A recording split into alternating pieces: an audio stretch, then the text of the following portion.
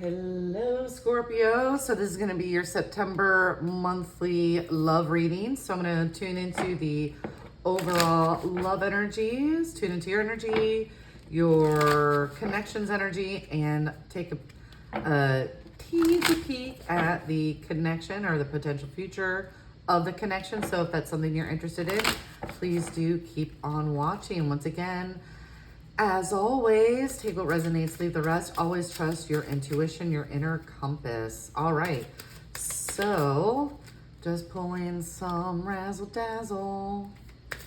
Ha! Okay, what do we have going on? Yeah. All right, so the first one we have is deep in your heart, you already know the answer. Do what feels right. I love that. What a beautiful reminder.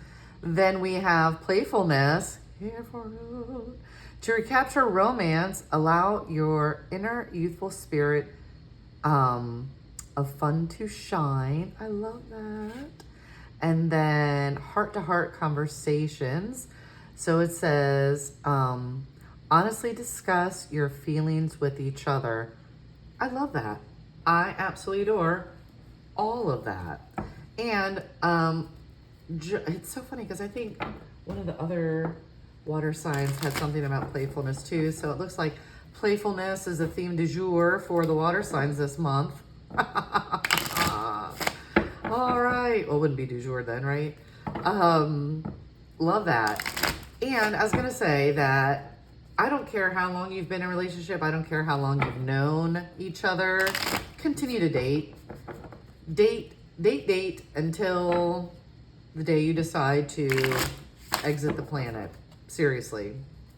That is just one of many nuggets of love advice that I have going. All right, so let me tune into your energy here, Scorpio. What's going on with you this month? Especially with regard around love, relationships. What's on your heart, Scorpio? Whew. Energy's getting deep in here. Ooh, Queen of Wands, the Chariot, the Hermit. Interesting. Okay, let me see what else I have. Death. We got, of course, Scorpio. You love to transform. That's, interesting. In the middle of the deck. Then we get to the balance. Then underneath, we have the Ten of Pentacles, which is having it all. And somebody's coming in with an apology. There's something about an apology. Or maybe clearing up some type of misunderstanding, which is fascinating because I feel that links to this. So, okay. Now, we're in eclipse season. We have a lunar eclipse on September 7th, and then we have the solar eclipse towards the end of the month. Things are going to move fast. I feel like it's interesting. There's currently, what I'm sensing is that things feel pretty good. There might be something that doesn't feel quite 100%, and maybe you can't quite pinpoint it. And so that's a great opportunity for this lunar eclipse for whatever to come up, release, shift, transform, whatever. Listen, if there's any sign that loves transformation, it's you, Scorpio, right? Like that's you. And you got the Death card, which is all about transformation. And whatever's going to happen is going to happen fast, right? And I think it's going to be really interesting because it's like there's going to be a lot of movement, and then there's also going to be a moment where you're going to need to integrate. And to me, that's what this Hermit card is about. So whatever gets cleared, comes up, it's necessary, know that. And it's one of those things where it might seem super subtle, but it is deeply profound. And so you're going to need that time to integrate. Not a lot of time, but you're going to need, a little bit of time for that. But then we get back to balance. And it's like after you have this transformation, then we get the balance. We get the balance back. And that's the way, and it's like, yeah, all this had to happen to get here. So it's almost like, which is hilarious because, not hilarious, haha, but so aligning with what's going on because we are ending like a karmic cycle. And that's also like one of the messages of this card. So it's like you're ending another cycle, which once again, we have endings, transformation, but then there's like a balance that comes with it. And with every ending is the new beginning. So then we start the new. Ten of Pentacles, this is like one of the like what I consider one of the wish fulfillment cards, right? Ten of Pentacles, Ten of Cups as well. And so it's interesting. And to me, this goes with this speaking to having a heart to heart with your person. And it feels like when you do that, that balance comes back. So interesting. So let's see what's going on with your person. Let me just kind of tune into your connections energy. So let me just tune into that. See if there's any other sweet. Ooh,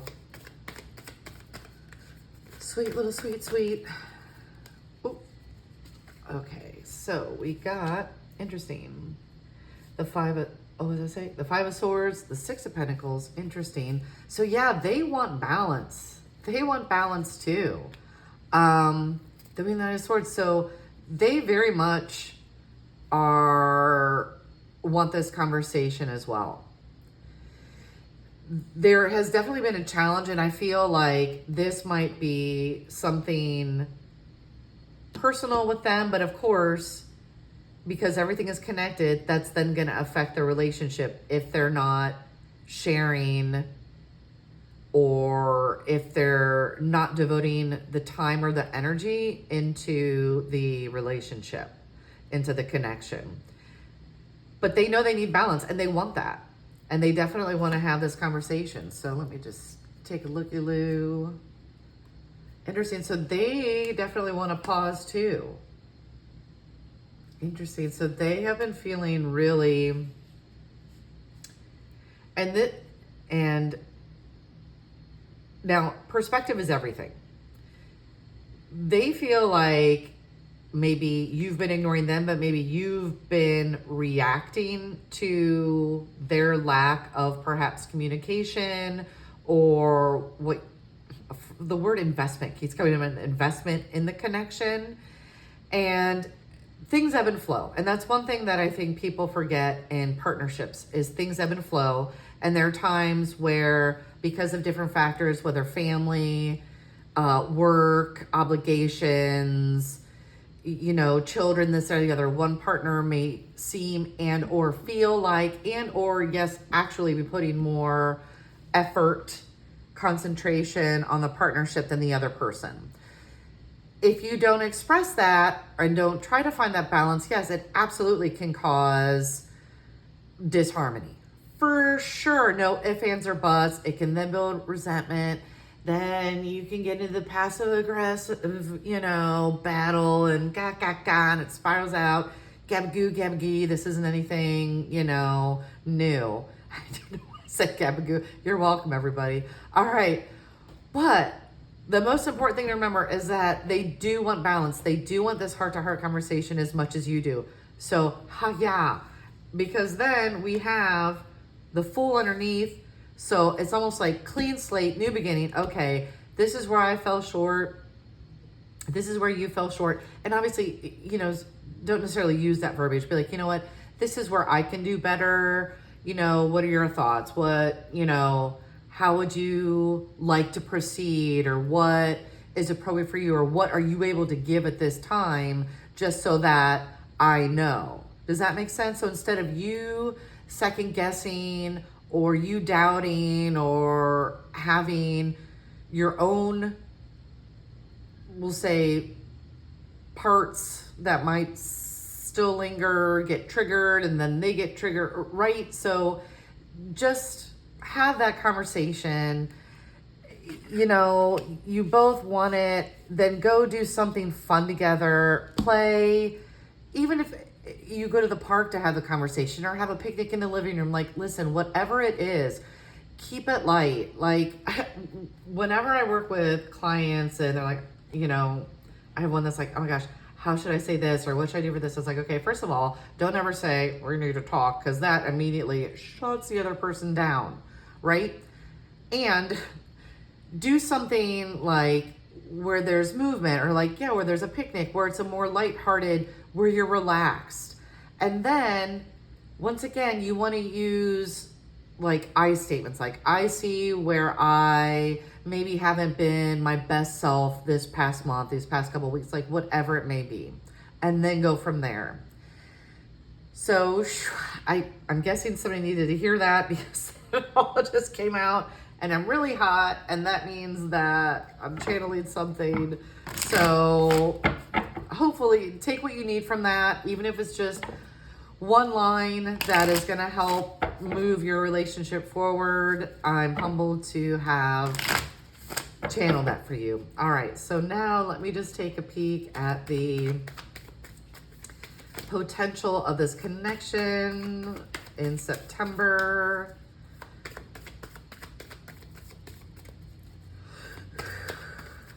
Yeah, I'm gonna have to turn the fan on high in a minute. All right.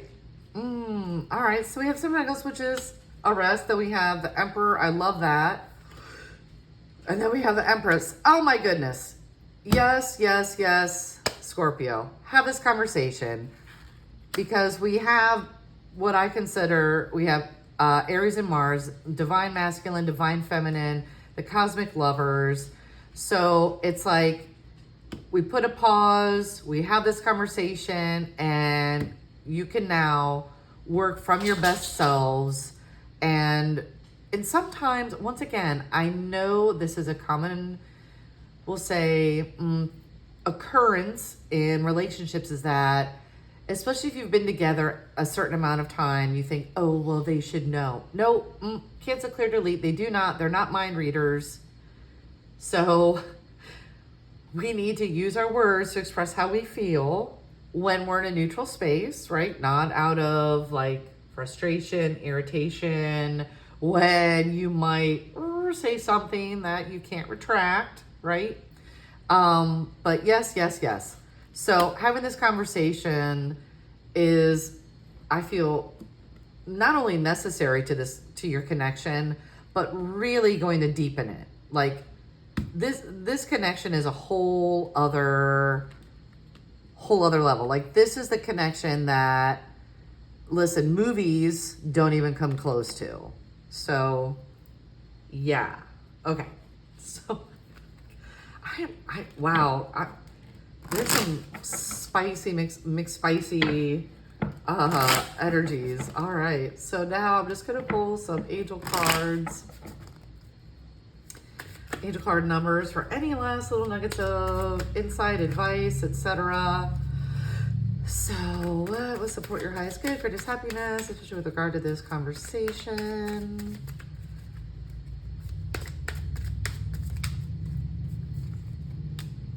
Self-care. I love that. Practice self-care.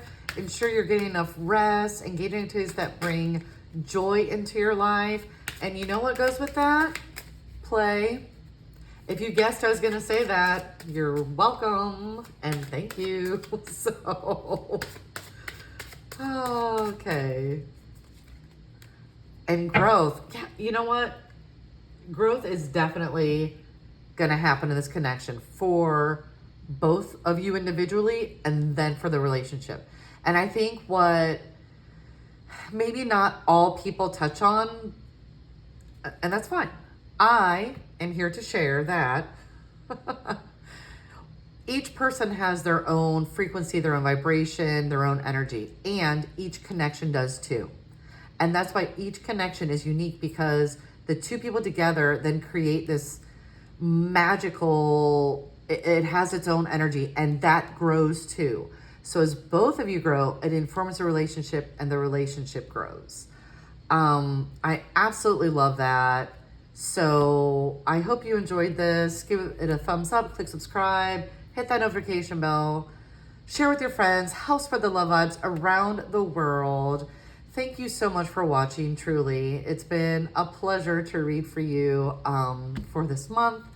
And continue to sparkle and shine your light and your magic the only way you uniquely can.